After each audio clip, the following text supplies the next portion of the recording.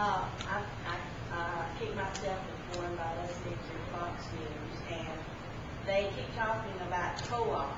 Am I asking the wrong question by asking, can you explain what they're talking about? I'll do my best. The co-op idea has actually originated in the Senate.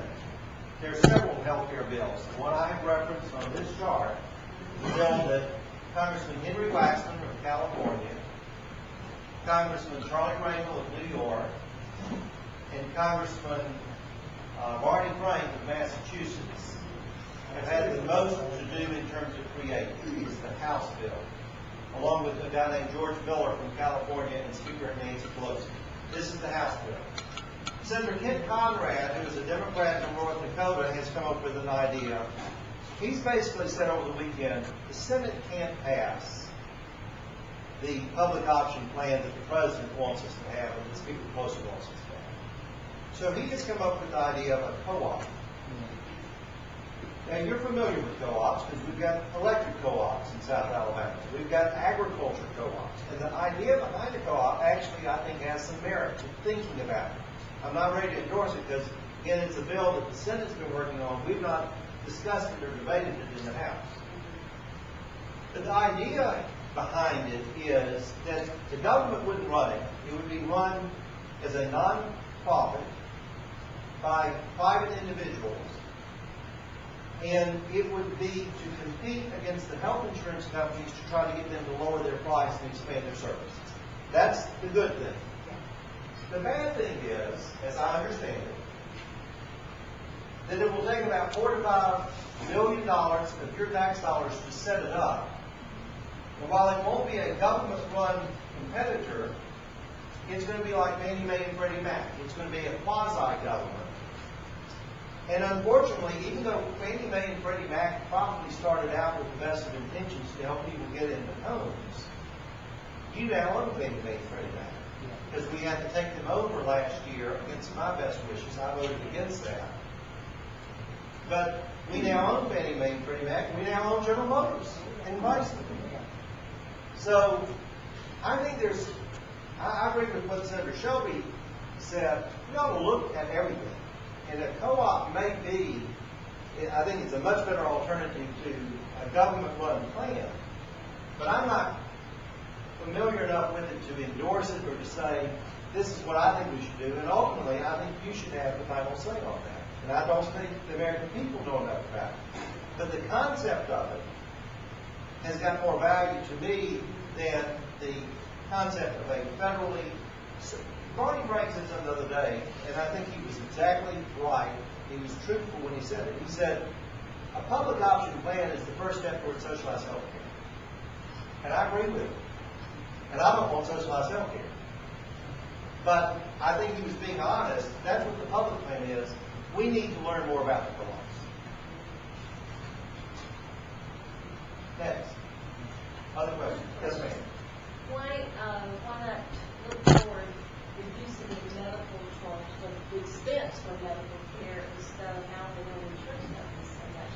They have to make profit when you can't stay in business. Well, and that's one of the tort reform for one thing, wasteful use for another. That's one of the biggest things I've got with the current plan is there's no tort reform in it at all. There's no medical malpractice reform in it whatsoever. I had a lady who came to the Central Downtown meeting and she said that I was wrong, that the President supports tort reform. I said, I will buy you the best steak at any restaurant in Alabama if in the House bill there's tort reform. They never mention it. Well, it's not in there. They don't mention it because the trial lawyers, my father was a lawyer, not lawyers, but the trial lawyers don't want to have limits, and yet other countries have limits. Switzerland, which has one of the best healthcare systems, now it's a country that has the population of Alabama. It doesn't have the number of people we've got in America, but Switzerland's healthcare, they allow you to sue the hospital or the doctor or the insurance company if you've been wrong, only for to be made whole, not for the punitive damages that come along.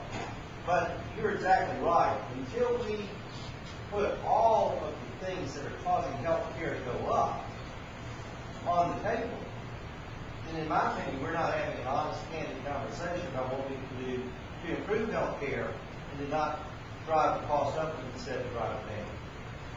And it's the same with pharmaceuticals. When you go get a prescription drug, that has been tested multiple times over several dozen years, not several dozen, but certainly sometimes up to a dozen years. Because if you're taking it to lower your cholesterol, and you end up getting toenail fungus out of it, what happens? You go to the lawyer and you sue the company. And so one of the reasons that things have gotten so expensive in healthcare is because we like to sue this country. And I think we've got to have legal reform, court reform, if we're going to have an honest debate about health reform. Yes, ma'am. Mr. Bonner, one of the things, and I'm quoting from the Washington report that you put out, you said there is little we can do to stop a bad bill from becoming law, and there is even less we can do to pass a good bill. And you went on to say, unless Americans stand up, speak out. And I know that's what we're doing, and at this point, I think the health care initiative has united Americans to the point that they're probably more passionate about this than they have been in the last 10 to 20 years, in my opinion. But, I mean, I guess I'm here to say that, and I'm going to attempt, I know that you're a Republican, and you were not for the health care reform as it exists today. But I think that as an American, a resident, and a taxpayer, I'm not satisfied with that. You know, I'm not satisfied that the Democrats and the Republicans go to Washington, and then in the previous administration, the Democrats get a pass when the Republicans in control, and the Republicans seem to want to pass when the Democrats are in control. And so I think as Americans, I think there's four major issues. The first one being, and in my opinion, and this is just my voice, I think the deficit spending and balancing our federal budget. I mean, I blame every congressman since that has occurred, including you, including everybody. I think that before you even begin to look at health care reform, we have to make a decision to balance the federal budget. Secondarily, I would say health care reform. Even with a co-op plan, even with whatever plan is passed, I think secondarily you have to go back to, even with a co-op plan, who's going to pay for that. And I think there's just extra cost, and it complicates the problem of the deficit spending we're already in. The third on my list would be illegal immigrants in this country. And I don't yet understand how the health care reform is going to benefit them, but it seems like every way a citizen turns, we're giving lots of benefits to illegals in this country. And I think until that is stopped, that's part of the reason why we have out-of-control spending. I haven't seen anything. I guess that's kind of got on the back burner, and I don't know if it's coming back up again.